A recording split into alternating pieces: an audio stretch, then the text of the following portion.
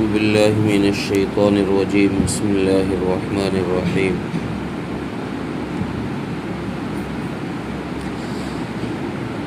وما على الذين يتقون من حسابهم من شيء ولكن ذكرى لعلهم يتقون وذر الذين اتخذوا دينهم لعبا ولهوا وغرتهم الحياة الدنيا وذكر به أن تبصر نفس بما كسبت ليس لها من دون الله ولي ولا شفيع وإن تعدل كل عدل لا يؤخذ منها أولئك الذين أبسلوا بما كسبوا لهم شراب من حميم وعذاب أليم بما كانوا يكفرون۔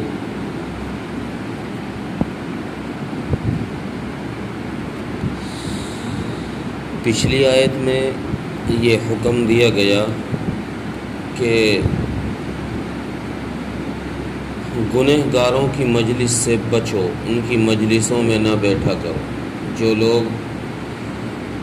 دین کا مذاق اڑاتے ہیں، اسلام کا مذاق اڑاتے ہیں، اللہ اور اس کے رسول کی توہین آمیز باتیں کرتے ہیں، قرآن کے خلاف بولتے ہیں، ایسے لوگوں کی مجلس میں نہ جایا کرو۔ تو جب یہ آیت نازل ہوئی تو صحابہ اکرام رضوان اللہ علیہم اجمعین نے عرض کیا کہ یا رسول اللہ اب تو بڑی مشکل ہو گئی، اس لیے کہ ہم لوگ نماز پڑھنے کے لیے مکے میں خانہ کعبہ میں جاتے ہیں، طواف کرنے کے لیے جاتے ہیں، اور وہاں تو ہر وقت مشرکین مکہ کی میٹنگ لگی رہتی ہے، پھر تو ہمارا نماز پڑھنا اور طواف کرنا مشکل ہو جائے گا۔ تو اس پر اللہ تبارک و تعالیٰ نے یہ آیت کریمہ نازل فرمائی جو آج تلاوت کی ہے۔ اس آیت میں اللہ تبارک و تعالیٰ نے جو پہلے ایک عام حرمت کا حکم دیا تھا کہ کسی کو بھی اور کسی بھی مجلس میں جانا جائز نہیں ہے، وہ اس مجلس میں اس آیت کے اندر اللہ تبارک و تعالیٰ نے یہ اجازت دے دی کہ جو لوگ پرہیزگار ہیں، یعنی اللہ والے ہیں، نیک لوگ ہیں، ان کو اگر کوئی کام ہے اس مجلس میں جانے کا، جیسے صحابہ اکرام رضوان اللہ علیہم اجمعین کے پاس اور کوئی راستہ نہیں تھا، چونکہ صحابہ نماز وہیں جا کے پڑھتے تھے، طواف وہیں کرتے تھے، طواف کے لیے کوئی اور جگہ ہی نہیں ہے، خانہ کعبہ کا ہی طواف کیا جا سکتا ہے، تو اللہ تبارک و تعالیٰ نے صحابہ اکرام اور صحابہ اکرام کے طفیل میں عام امت مسلمہ کے نیک لوگوں اور متقی لوگوں کو یہ اجازت دے دی کہ اگر کہیں کوئی ایسی مجلس لگ رہی ہو جس میں دین کا مذاق اڑایا جا رہا ہو، دین کے ساتھ کھلواڑ کیا جا رہا ہو، اللہ اور اس کے رسول کی توہین آمیز باتیں کی جا رہی ہو، اور تمہارا وہاں جانا ضروری بھی ہو، تمہیں یعنی وہاں کوئی کام بھی ہو، تو پھر تم وہاں جا سکتے ہو، لیکن تمہیں یہ کرنا ہے کہ جب موقع لگے، جب تم دیکھو کہ ہاں موقع ہے، تو تمہیں وہاں جا کر ان کو نصیحت ضرور کرنی، ان کو سمجھانا ہے۔ جب تم ان کی مجلس میں جاؤ گے تو ان کو جا کر کے سمجھاؤ، اس لیے کہ ہو سکتا ہے کسی کے تمہارا سمجھانا کام آ جائے اور وہ اللہ سے ڈر جائے، وہ بچ جائے اس برائی سے جس میں یہ لوگ مبتلا ہیں، اور اگر وہ نہیں ڈرتے تو پھر اگلی آیت میں اللہ تبارک و تعالیٰ نے وہی حکم جو پہلے دیا گیا تھا دوبارہ وہی حکم دیا کہ ایسے لوگوں کو آپ چھوڑ دیجیے، ان کی زیادہ فکر میں مت پڑیے، ان کو زیادہ اسلام کی طرف لانے میں اور ان کو مسلمان کرنے کی فکر اور تمنا میں آپ زیادہ مت پڑیے۔ ایسے لوگوں کو جنہوں نے اپنے دین کو کھیل کود اور تماشا بنا رکھا ہے، یا تو یہاں مراد یہ ہے کہ ان لوگوں نے اپنا دین ہی کھیل کود کو بنا رکھا ہے کہ جو چیز ان کو اچھی لگی اسی پر عمل کرنا شروع کر دیا، یا یہ ہو سکتا ہے کہ ان لوگوں نے جو اسلام دین دیا گیا تھا انسانوں کو راہ راست پر لانے کے لیے، انہوں نے اسی دین کو مذاق بنا دیا ہے، چونکہ اسلام کے خلاف مشرکین مکہ ہنسی مذاق کی باتیں کیا کرتے تھے، مسلمانوں کے نماز پڑھنے کے طریقے پر مذاق اڑایا کرتے تھے۔ تو دونوں چیزیں ہو سکتی ہیں، اور چونکہ آگے اللہ تبارک و تعالیٰ نے اس کی ایک اصل وجہ بھی بتائی کہ انہوں نے دین کو کھیل کود کیوں بنایا ہے، تماشا کیوں بنایا ہے، اس لیے کہ یہ لوگ آخرت کی طرف سے غفلت میں ہیں، اور دنیا کی زیب و زینت نے ان کو دھوکے میں ڈال رکھا ہے۔ ان کو یہ دکھ رہا ہے کہ بھئی جس کے پاس اچھا پیسہ، جس کے پاس اچھا مکان، اس کی عزت، اسی کو سلام کریں گے، اسی کے سامنے لوگ سر جھکائیں گے، اسی کی جے جے کار ہوگی۔ تو اس دنیا میں اصل چیز پیسہ ہی ہے۔ اب اس پیسے کے چکر میں ان لوگوں نے اپنی آخرت کو بھلا دیا ہے، اور دنیا کی زیب و زینت میں، دنیا کی رنگینیوں میں یہ ایسے مگن اور مدہوش ہو گئے ہیں کہ ان کو اب اس کے علاوہ کوئی اور چیز دکھائی نہیں دے رہی۔ لہذا آپ ایسے لوگوں سے دور ہو جائیے، اور ان کو صرف آپ کا کام یہ ہے کہ ان کو اتنی ہی بات کہنی ہے کہ قرآن کے ذریعے سے ان کو سمجھاتے رہنا، قرآن کے ذریعے سے ان کو آخرت کی یاد دلانی ہے کہ بھئی مرنا بھی ہے، ایسا نہیں ہے، دنیا ہی دنیا اصل نہیں ہے، ایک دن موت آنی ہے، اس دنیا کا سارا کھیل تماشا، ساری زیب و زینت، ساری رنگ رنگیلیاں سب یہیں رہ جائیں گی، اور آخرت کی زندگی کا معاملہ وہ مرنے کے بعد شروع ہوگا۔ لیکن آخرت کی زندگی کی تیاری یہی دنیا کی زندگی میں کرنی ہے، اس لیے اے نبی صلی اللہ علیہ وسلم آپ ان کو قرآن کے ذریعے سے سمجھاتے رہیے تاکہ یہ لوگ اپنے کیے ہوئے اعمال بد میں نہ پھنسیں۔ قیامت کے دن چونکہ حساب تو ہر ایک سے ہونا ہے، تو اللہ فرما رہے ہیں کہ ان کو نصیحت کریے تاکہ یہ لوگ اپنے کیے ہوئے اعمال بد میں نہ پھنسیں، اس لیے کہ اس دن اللہ کے علاوہ نہ تو کوئی ان کا سفارشی ہوگا اور نہ ہی ان کا کوئی مددگار ہوگا۔ قیامت والے دن کسی کا کوئی مددگار اور کسی کا کوئی سفارشی اللہ کے علاوہ نہیں ہوگا، اس لیے کہ وہاں حکم صرف اللہ ہی کا چلے گا۔ اور اگر یہ اشکال ایک ذہن میں آ سکتا ہے کہ روایات میں تو ہے اور قرآن کریم میں بھی کئی جگہ پر ہے کہ اللہ کے نبی صلی اللہ علیہ وسلم سفارش کریں گے اور نیک مسلمان وہ سفارش کریں گے،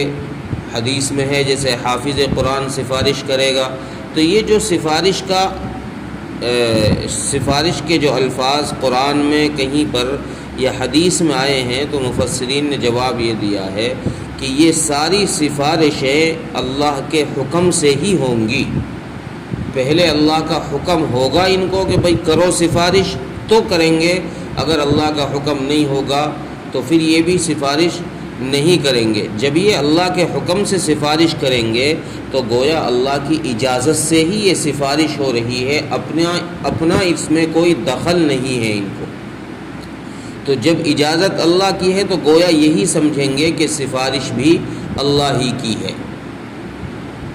تو اس لیے فرمایا کہ وہاں اس دن نہ کوئی ان کا مددگار ہوگا اور نہ کوئی سفارشی ہوگا اللہ کے علاوہ۔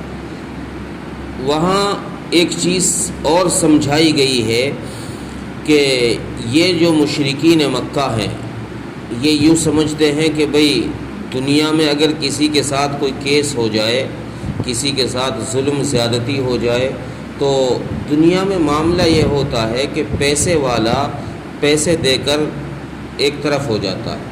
اگر وہ کسی کا مرڈر بھی کر دے تو رشوت دے دا کر کے وہ اپنے اوپر کیس بھی نہیں بننے دیتا، جیل بھی نہیں جاتا، وہ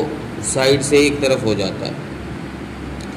اللہ تبارک و تعالیٰ نے یہ بات سمجھائی کہ اے نبی صلی اللہ علیہ وسلم آپ ان سے فرمائیے، ان کو مشرکین مکہ کو، ان چودھریوں کو، ان سرداروں کو یہ بات بتائیے کہ جو غلطیاں تم کر رہے ہو، جو گناہ تم کر رہے ہو، ان کا حساب تو کیا جائے گا، اور حساب میں جب تم پھنسو گے تو پھر تم دنیا کی عدالتوں کی طرح وہاں اگر کچھ رشوت دے کر بچنا چاہو تو وہاں رشوت نہیں لی جائے گی، وہاں دنیا کی تم ساری مال و دولت، سارا مال و دولت اگر تم عذاب سے بچنے کے لیے بدلے میں دو گے تو اللہ تبارک و تعالیٰ اس سارے بدلے کو رد فرما دیں گے، اس کو قبول نہیں فرمائیں گے۔ دنیا کا مال و متاع وہ رد ہو جائے گا، اس کو اللہ تبارک و تعالیٰ قبول نہیں فرمائیں گے، اور پھر آدمی اپنے کیے ہوئے اعمال میں خود ہی پھنس جائے گا۔ جیسے اس نے کیے ہیں کرم ویسے ہی وہاں مل جائے گا، چونکہ وہاں اللہ تبارک و تعالیٰ نے کئی جگہ یہ بات ارشاد فرمائی ہے، لا تظلم نفس شیئا، کہ قیامت کے دن ذرہ برابر کسی پر ظلم نہیں ہوگا، جیسا جس نے جو کیا ہوگا اس کو اس کا ویسا ہی بدلہ ملے گا۔ اس لیے وہ لوگ جنہوں نے دنیا کی زندگی میں دین کو مذاق بنایا اور دنیا کی زندگی میں کھیل و کود میں لگے رہے، تماشوں میں لگے رہے، دنیا کی رنگینیوں میں لگے رہے، ایسے لوگ آخرت میں اپنے اعمال میں خود پھنس جائیں گے، اور پھر ان کو بدلے میں کیا ملے گا؟ ان کو بدلے میں کیا ملے گا؟ قرآن میں اس آیت کے آخر میں اللہ تبارک و تعالیٰ فرما رہے بدلے میں ملے گا ان کو گرم پانی پینے کو، اور اس گرم پانی کی صفات قبیحہ احادیث میں یہ بتائی گئی ہے کہ جہنمیوں کو جو گرم پانی